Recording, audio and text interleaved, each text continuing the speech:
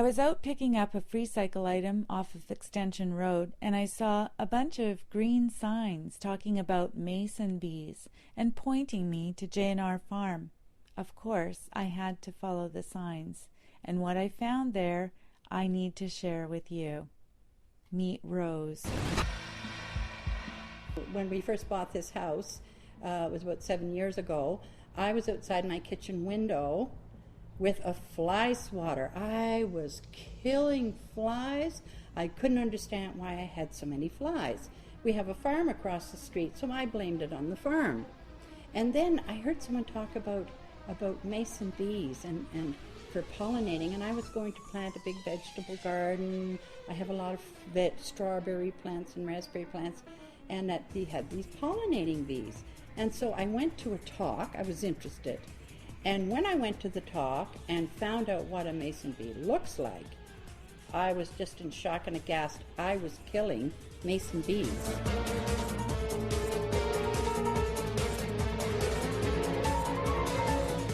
They are actually larger than a housefly, and when the sun hits them, they have the most beautiful, like a royal blue, kind of a tint of green reflection. They're just beautiful. And they have 4 wings. A housefly is black, smaller in size, and has 2 wings. So there is a distinct difference. I just didn't have any wisdom about mason bees. I didn't know what I was doing.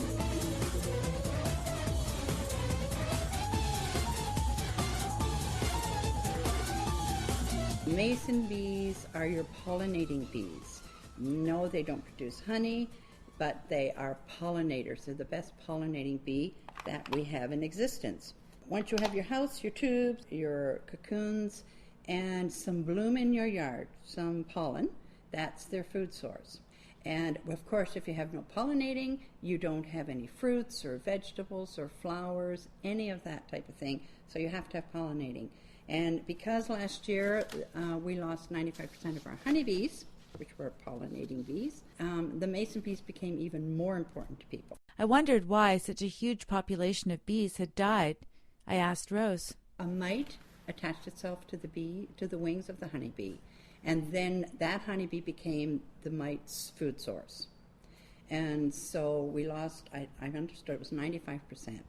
And they tried to recolonize the bees by bringing them in from other countries, and I haven't heard how well that has gone. But in that having been said, the mason bees are our number 1 pollinating bee. You start with a set of cocoons under your house, and you watch the temperature. Your mason bee houses should go out now, and with your set of cocoons under the house. And then when the temperature is correct by Mother Nature, the mason bees eat their way out of the cocoons and start working for you for pollinating. In your set of cocoons, you need to have at least 8 females, and you can tell when you look at your cocoons because they're larger. And your boys, your males, are smaller, and you need 2 males. And then if you're really lucky and you get a good set, you'll get a couple of in-betweens in your set as well. Not sure if they're male or female. So you watch when you've got your house out, as I said, which should be any time now, when it's somewhere between 14, 16, and 20 degrees, especially 20 degrees by Mother Nature, your mason bee cocoons have like an internal temperature in their head, a little thermometer, and they know it's time for them to eat their way out of the cocoons. Your boys eat their way out of the cocoon first. They go out and sit around and wait around where they came out of their cocoons for the girls. The boys came out first, the girls come out the boys will wait 2 days, 2 hours, 2 days, 2 weeks, again depending on the temperature, and then the girls come out. And the boys fertilize the girls, and then the boys die. And yes, guys, I'm sorry. 10 seconds of ecstasy and you're finished. You're gone.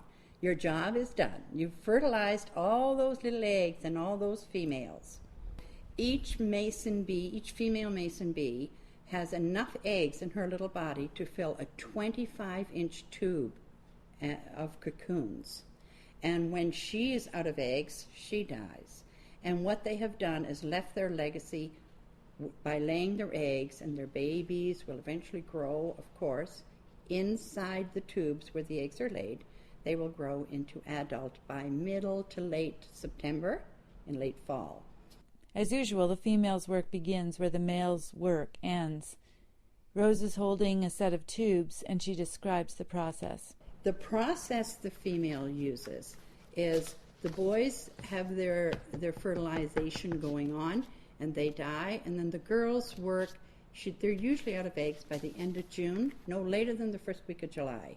When the females are out of eggs, you watch your house, you'll see activity has decreased, and then you know when they're finished, you should take your house down and put it away. And that's really one of the most important things to remember about mason bees, is because if you leave your house up too long, you get predators. Predators are ants and earwigs and birds, especially woodpeckers. And if you leave it up after that, after those predators have passed, you get wasps in your tubes, in your holes in your houses. So it's important to take it down at that point. The process the female uses is this. She has to lay all those eggs. So she needs a food source. So you need to make sure, if you want to have mason bees, that you have a food source in your yard. They need bloom, they need blossoms, they need to collect the pollen. So what she does is, you have a house and you provided the tubes. So it's a nice clean house for her to start laying her eggs. So she will check out your house and the tubes, and she'll pick a tube that she wants it to be her house to lay her eggs for her babies. And she will put a clear liquid scent inside the opening of the tube, and that is where she will go to lay her eggs.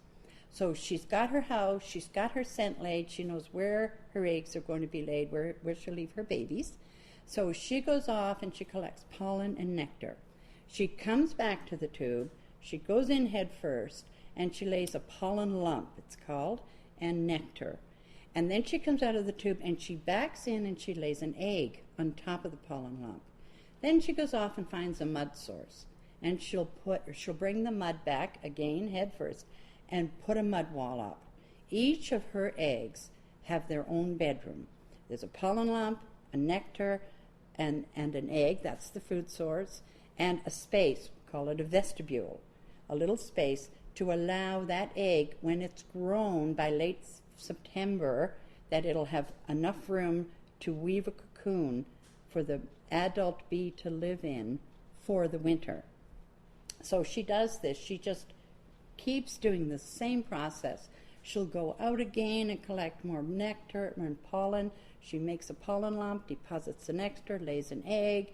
She leaves a vestibule, and she goes off and finds a mud source, and she comes back and puts another mud wall up. And she does that until approximately 25 inches of tubes have been filled. So you're one female bee, and you should have 8 females in your set of cocoons. Multiply and multiply and multiply. And the more females you have, the more pollinating you get. And so that's what it's all about. Okay, we have a bunch of bees in our backyard. Do we have to be worried about stinging? They are not aggressive. If they do sting, it's like a mosquito bite, and they only sting if they feel threatened. You leave them alone, they will leave you alone.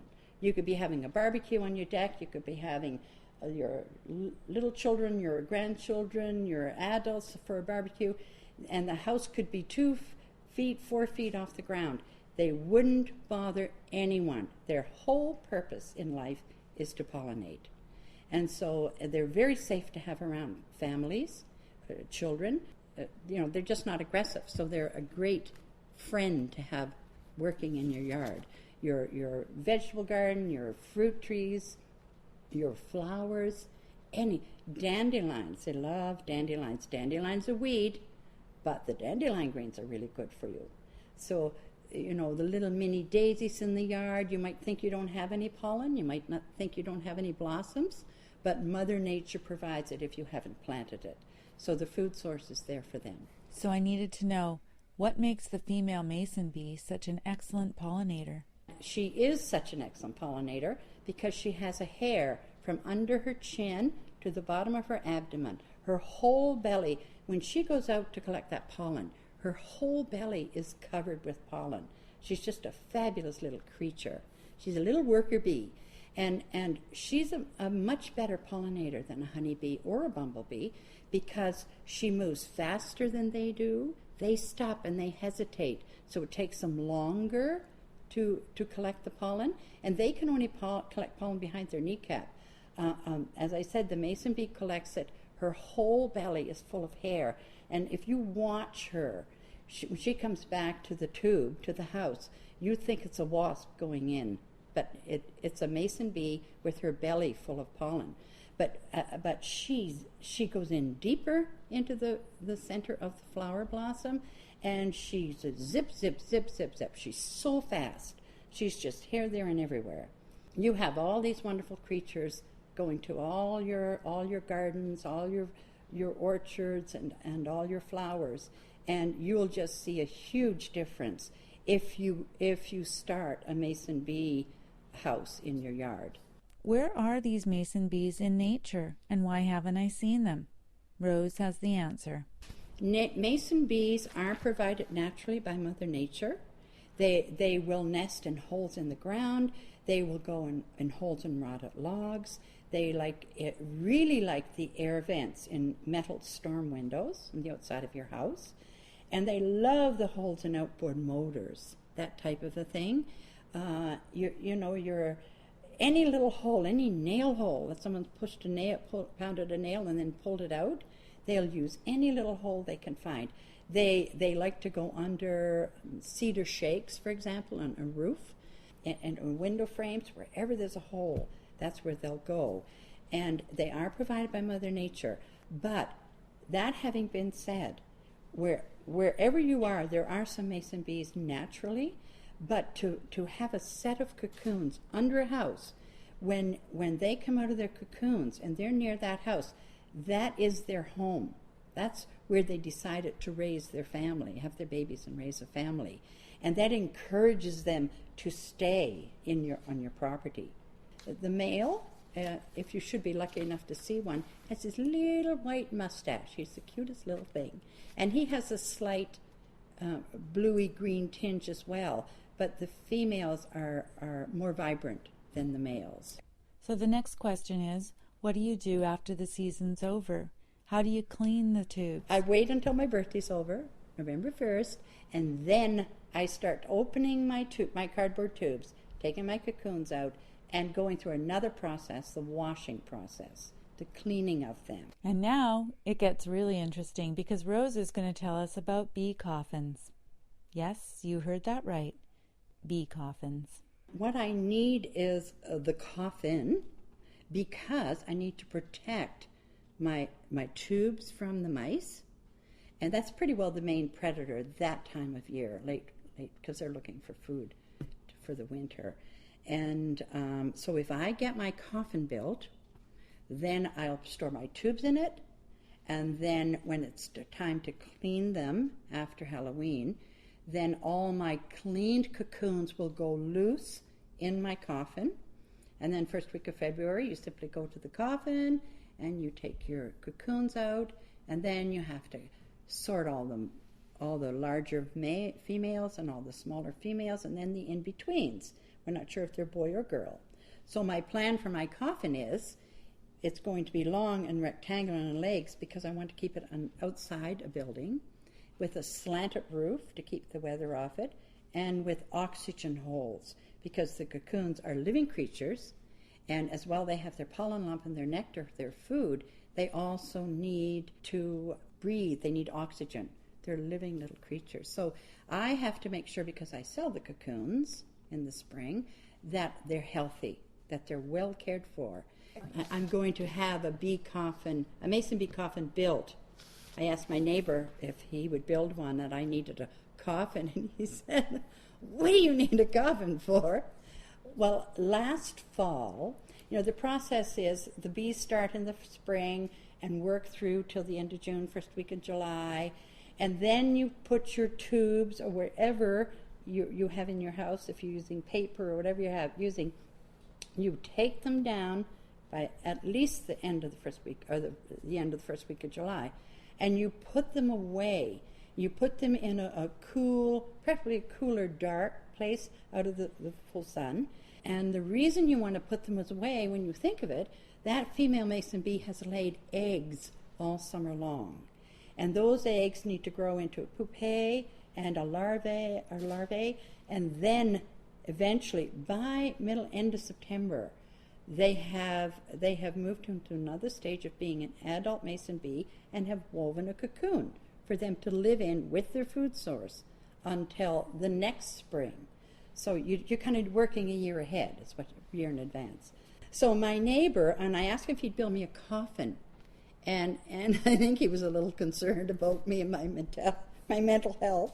What happened with me when I put my tubes away, like all during the summer, because I'm a breeder of mason bee cocoons, I take my full mudded up tubes. When the tube is full of eggs, it's mudded. I take my mudded tubes out. I go around our property once every 2 weeks approximately. I pull every full tube out and put an empty tube in.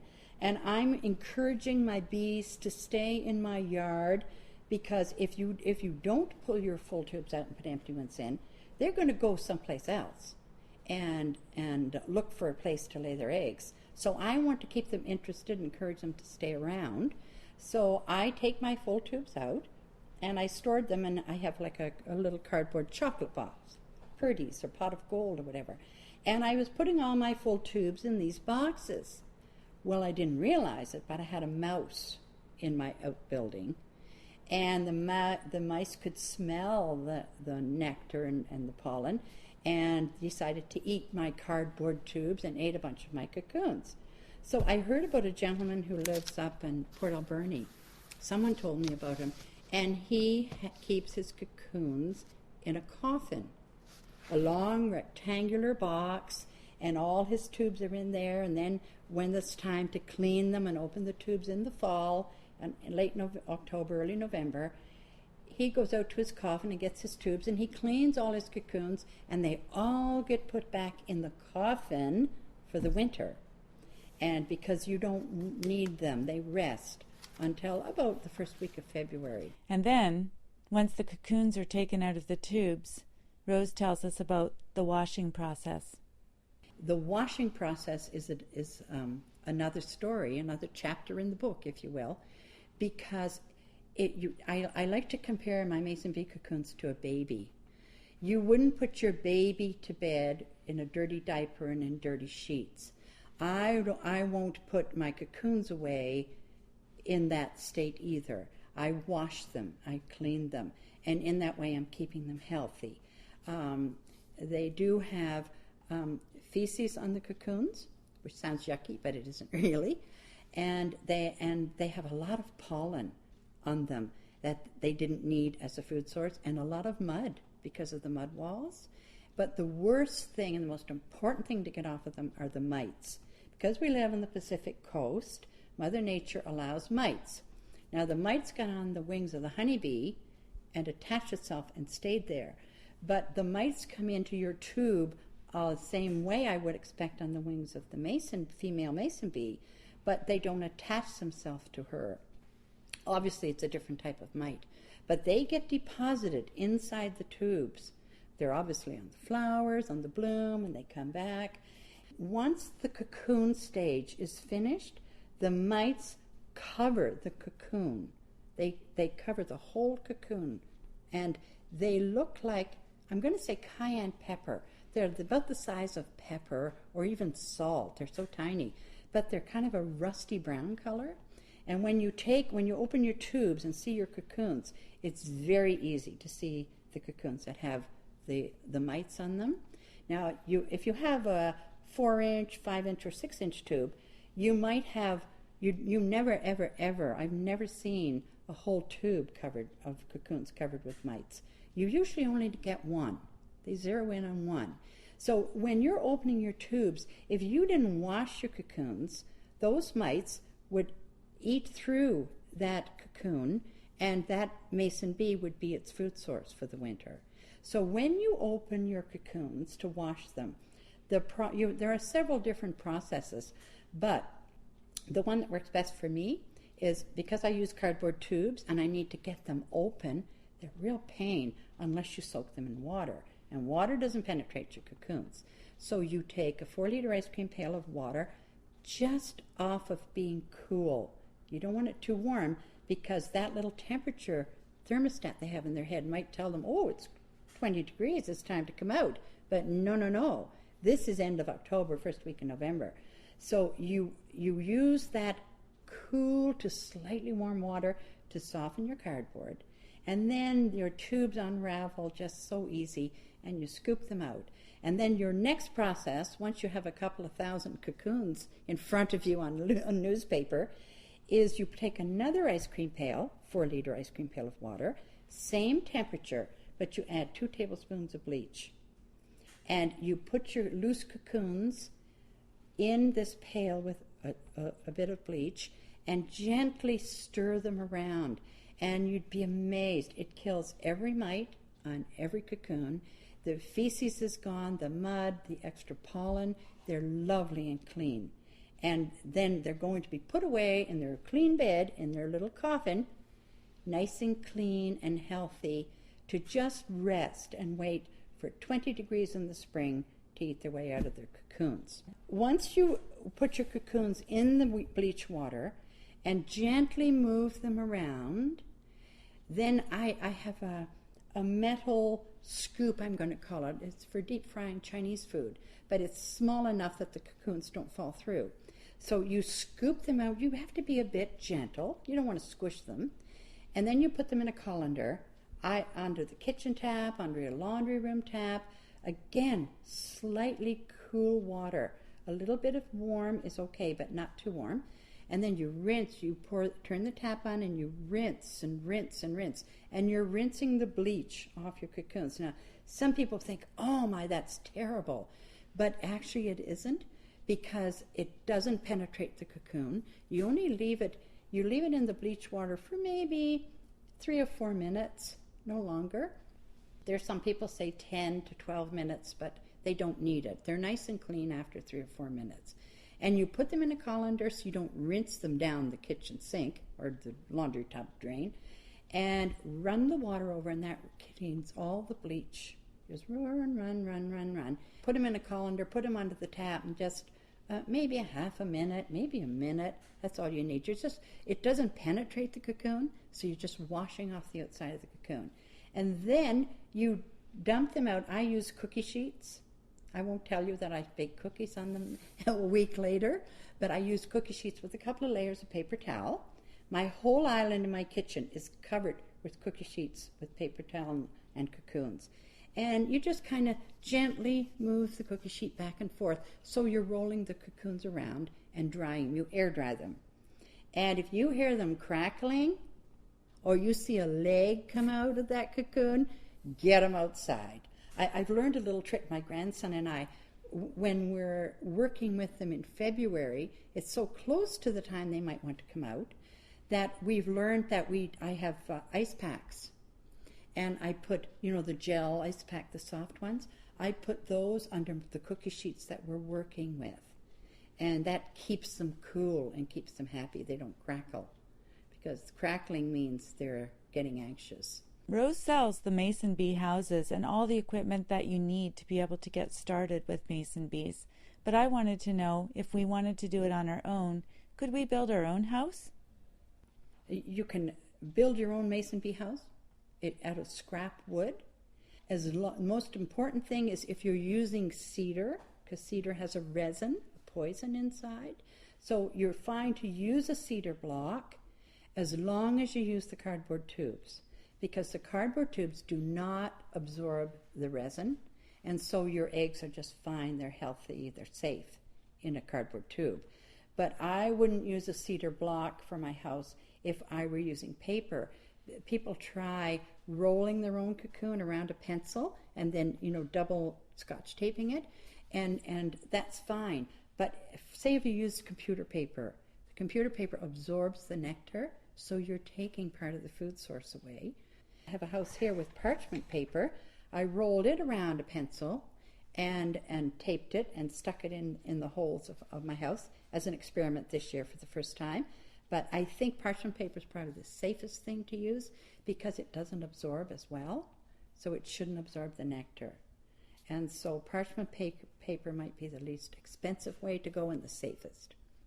One of the most important features of your house, whatever wood you decide to use, is you need to have a good overhang. You need to have enough of an overhang at the front of the house so that it keeps the rain off your tubes. Because your tubes need to be sticking out of your hole, I don't know, maybe 1/4 of an inch. So make sure that if you want to build your own house, make sure your overhang is out far enough that your tubes won't get wet when it rains. The more of an overhang you have, the better, the more it protects your tubes from the weather.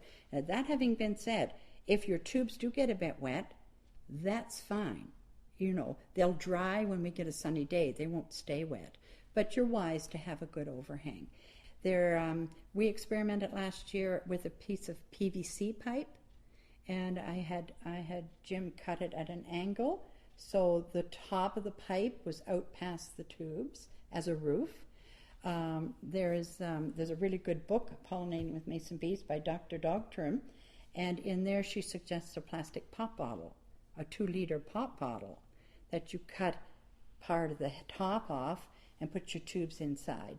But I've experimented with the pipe and the pop bottle last year, and they weren't as happy with it. They're much happier with wood, and it's just my theory, but I think the hot sun would heat up the plastic, both the pipe and the pop bottle, and wood wouldn't absorb the heat as much. So when you think of it, it makes sense that wood would be a preference. If you're on the beach and you pick up a piece of driftwood and it has some openings in it, take it home, pop some cardboard tubes in it, and they'll use it. You can be as imaginative as you wish. You can take pretty well anything and stick some tubes in, and they should be happy little campers. And they like color. You can be very rustic. You don't have to do any color at all, but they like pink, they like mauve, they like yellow, they like red, and I think blue. I would have to think of the 5th color. So because most of my houses are rustic, but the odd one when I first started, when I first got into Mason Bees, I did buy some ready-made ones at a garden shop, and they weren't painted. So I took a permanent marker. I made some green, I made some red, I made some yellow, and I think probably they like the color, the Mason Bees like the color, probably because it helps her find her house. She can zero in on the color quicker, find it quicker, and we want to just keep them as happy and as busy as possible, so they work for us.